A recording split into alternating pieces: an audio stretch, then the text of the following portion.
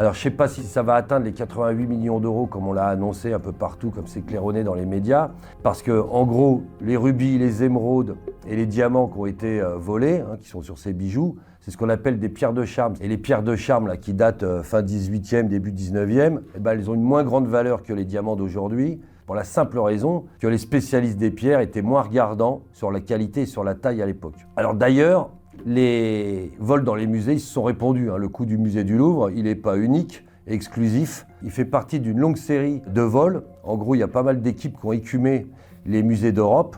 On va prendre pour exemple le plus célèbre de ces vols de bijoux, le musée de Dresde. Je ne vais pas vous donner son nom en allemand parce que je suis très mauvais, puis pour moi c'est imprononçable, mais on l'appelle en gros la voûte verte. Il est extrêmement célèbre, c'est sans doute le plus célèbre des musées allemands. En moins de 10 minutes, l'équipe avait embarqué 3 pièces, valeur encore une fois inestimable, même si on dit que ça vaut à peu près 1 milliard d'euros, 3 pièces faites de diamants, de pierres précieuses, réputées pour être la collection la plus ancienne et plus prestigieuse de bijoux princiers.